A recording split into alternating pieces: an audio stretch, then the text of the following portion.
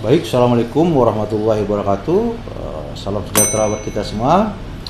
Oke, pada kesempatan hari ini saya akan membahas tentang penggunaan daripada variable speed drive atau VSD. Yang mana VSD ini merupakan salah satu daripada metode starting motor listrik. Jadi metode untuk starting motor ini sedikit saya jelaskan, saya ulangin, terdiri dari direct online, yang kedua itu adalah start delta, yang ketiga itu adalah auto transformator, keempat itu adalah stop starter, yang terakhir adalah variable speed drive atau VSD.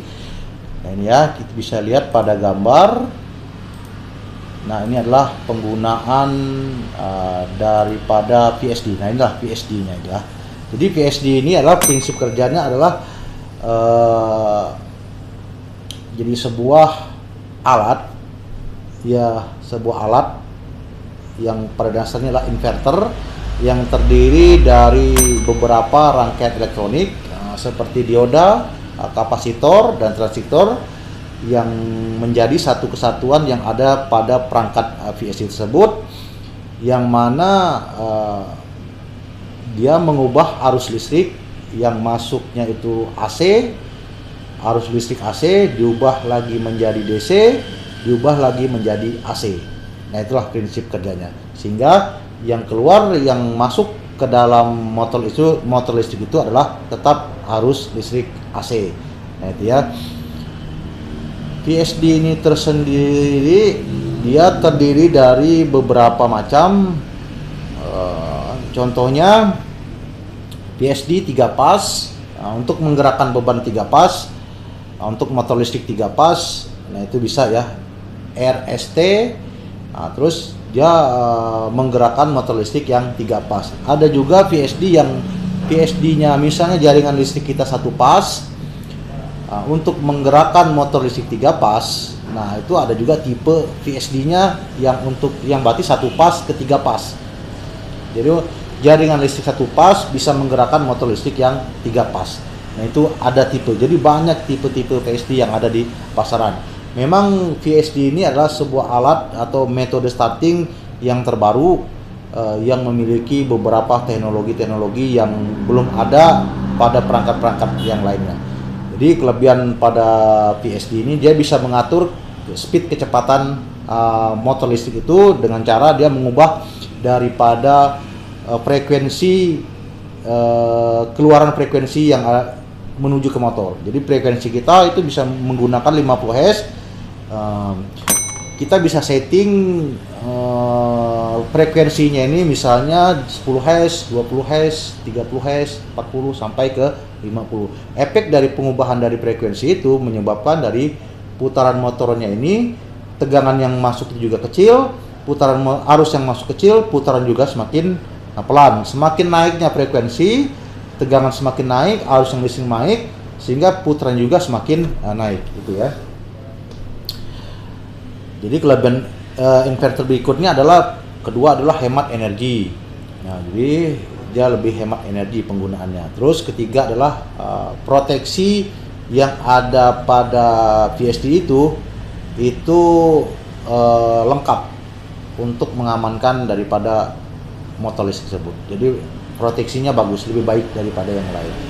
Terus, nah yang tidak kalah penting di sini bahwa VSD ini dia bisa diintegrasikan dengan komputer, bisa diintegrasikan dengan PLC ataupun dengan microcontroller yang lainnya. Jadi dia bersifat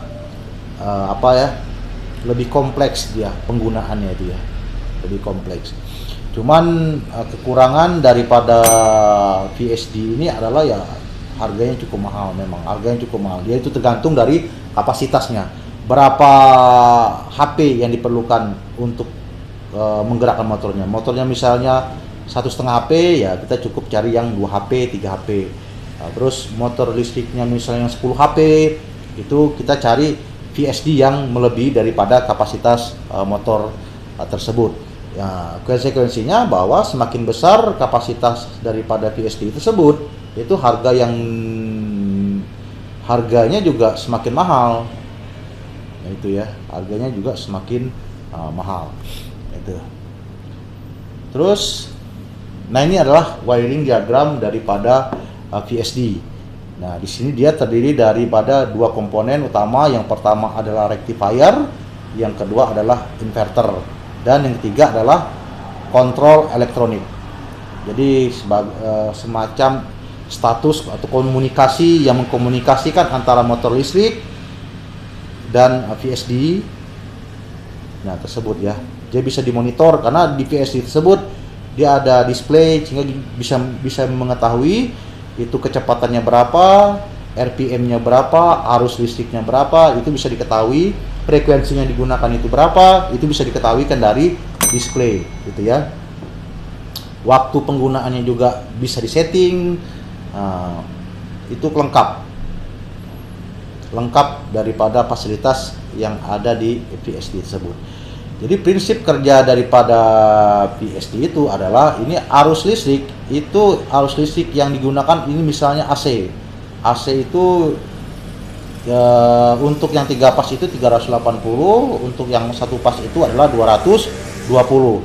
Itu masuk ke rectifier. Nah, pada di rectifier ini arus listrik AC itu akan dirubah menjadi DC. Diubah menjadi DC. Nah, itu diubah menjadi DC dengan menggunakan dioda, sehingga arus listriknya berubah menjadi DC, terus masuk lagi ke inverter. Nah, pada inverter ini itu arus listriknya itu berubah lagi dari DC menjadi ke AC. Nah, dari DC menjadi ke AC.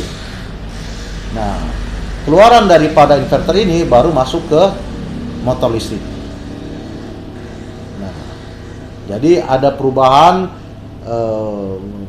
jenis sumber listrik. Yang pertama AC, masuk ke konverter berubah menjadi DC, masuk ke oleh dioda dan dikuatkan oleh kapasitor, dan masuk lagi ke inverter dari jenis listrik DC berubah lagi menjadi AC, baru menuju ke motor. Semua itu bisa dilakukan, bisa disetting melalui sebuah alatnya namanya VSD.